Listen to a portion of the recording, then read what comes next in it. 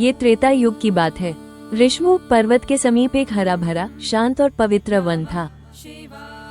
वहीं एक महान तपस्वी मतंग ऋषि गहन ध्यान और योग में लीन थे।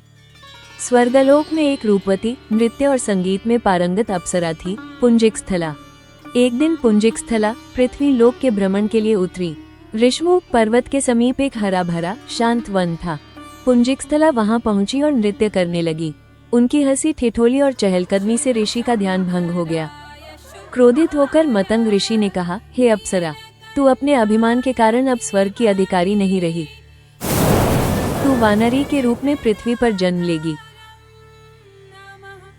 पुंजिकस्थला को अपने कर्म का पश्चाताप हुआ। उन्होंने क्षमा मांगी। ऋषि ने कहा, ये श्राप वरदान बनेगा, क्योंकि उनके गर्भ से एक पराक्रमी पुत्र जन्म लेगा। इस प्रकार पुंजिकस्थला पृथ्वी पर अंजना नाम की वानरी के रूप में जन्मी। वो ऋषमुख पर्वत के पास किष्किंधा के वन प्रदेश में बस गई। युग बीतते गए। अंजना अब किष्किंधा के घने वनों में एक अनुभवी और सम्मानित वानरी के रूप में जानी जाती थी। उनका हृदय दया और करुणा से भरा था। वे घायल पक्षियों को सहलाती और खोए हुए शिशु बंदरों को उनकी मांओं तक पहुंचाती। वन के हर जीव को लगता था मानो अंजना उनकी अपनी मां हो। दिन के कार्य पूरे होने के बाद अंजना हर संध्या शांत मन से भगवान शिव की आराधना करती। उनका हृदय एक ही इच्छा से भरा था, भगवान शिव की कृपा से शक्तिशाली पुत्र का आशीर्वाद प्राप्त करना। इसी समय किष्किंधा के वन प्रदेश में एक और नाम गूंजता था, वीर वानर राज केसरी। स्वर्णिम आभा वाले, बलशाली और साहसी केसरी अपने वानर समुदाय के रक्षक थे। जब भी कोई राक्षस या खतरा उनकी भूमि की ओर बढ़ता, केसरी अपने गदा के प्रचंड प्रहार से उसे दूर भगा देते। उनकी वीरता और न्यायप्रियता ने उन्हें समूचे वन में प्रिय बना दिया था। एक दिन ऋषमुख पर्वत के पास वीर केसरी और अंजना की पहली भेंट हुई। अंजना की करुणा और तेज से प्रभावित होकर केसरी ने उन्हें जीवन संगिनी बनाने का निश्चय किया। वन के बीच हर्षोल्लास से उनका विवाह हुआ और किष्किंधा के आकाश में मंगल ध्वनियां गूंज उठी। वहीं त्रेतायुग में अधर्म का अंधकार फैल चुका था। राक्षस नगरों और गांवों पर हमला कर रहे थे, खेत उजड़ रहे थे, मंदिर अपवित्र हो रहे थे और साधु संत जंगलों में शरण लेने को मजबूर थे। वहीं देवताओं ने आपस में विचार किया कि इस संकट का समाधान केवल भगवान विष्णु ही कर सकते हैं। सभी देवता स्वर्गलोक से निकलकर वैकुंठ धाम पहुंचे और भगवान विष्णु के समक्ष विनम्रता से प्रणाम किया। उन्होंने निवेदन किया कि पृथ्वी को राक्षसों के अत्याचार से बचाने के लिए कोई दिव्य योजना बनाई जाए।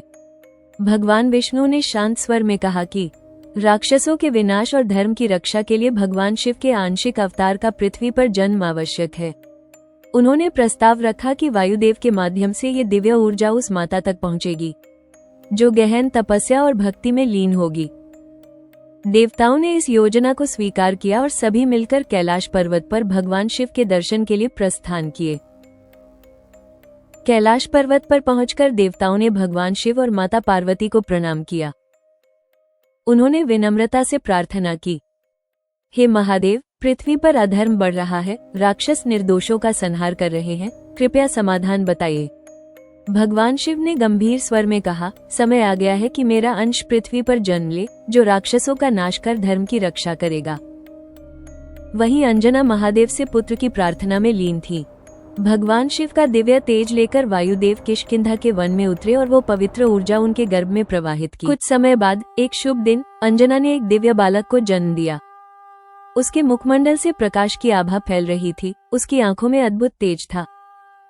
जन्म के साथ ही वायुदेव, इंद्र, वरुण, सूर्य और अन्य देवताओं ने आकर उसे आशीर्वाद दिए, बल, बुद्धि, गति और अमरत्व का वरदान। त्रेतायुग का एक सुनहरा प्रभात था। किष्किंधा के पर्वतों में चंचल बालक हनुमान खेल में मग्न थे। कभी डाल से डाल पर झूलते, कभी तेजी से पहाड़ियों पर चढ़ जाते, मानो पूरी प्रकृति उनके खेल की साथी हो। एक दिन आकाश में लालिमा बिखेरता सूर्य उन्हें एक विशाल सुनहरा फल लगा। बाल उत्साह में वे वायु से भी तेज उड़ चले और उसे मुंह में भर लिया। क्षण भर में धरती पर अंधकार छा गया। पक्षी घोंसलों में लौट गए, नगर और वन अंधेरे में डूब गए। चिंतित देवताओं ने शीघ्र ही देवराज इंद्र को पुकारा। ऐरावत हाथी पर सवार इंद्र स्वर्ण किरणों की तरह चमकते शस्त्रों के साथ प्रकट हुए। उन्होंने आदेश दिया, बालक, ये सूर्य है, छोड़ दो। पर नटखट हनुमान मुस्कुराए और मानो खेल में ही उन्हें चुनौती दे दी। इंद्र का क्रोध भड़क उठा, वज्र बिजली की तरह चमका, बादलों को चीरता हुआ सीधे हनुमान की ठोड़ी पर आ गिरा। अत्यधिक बल के उस आघात से उनके छोटे से शरीर में झटका लगा, उनकी आंखों की शरारती चमक अचानक मध्यम पड़ गई और नन्हे हनुमान आकाश से धरती की ओर लुढ़कने लगे। पुत्र को अचेत देख पवनदेव क्रोधित हुए और अपनी गति रोक दी। धरती की हर सांस थम गई। देवगण भी विचलित हो उठे। उन्होंने ऐसा निस्तब्ध और निश्वास त्रेतायुग में कभी नहीं देखा था। देवगण ब्रह्मा, विष्णु और महादेव के साथ पवनदेव के पास आए। उन्होंने हनुमान को दिव्य आशीर्वाद और अद्भुत शक्तियां प्रदान की। इस प्रकार वरदानों से संपन्न बाल हनुमान केवल वानर नहीं रहे, वे अमर, अजेय और अद्वितीय बल के स्वामी बन गए। उनकी गाथा युगों युगों तक धरती और आकाश में गूंजती रही।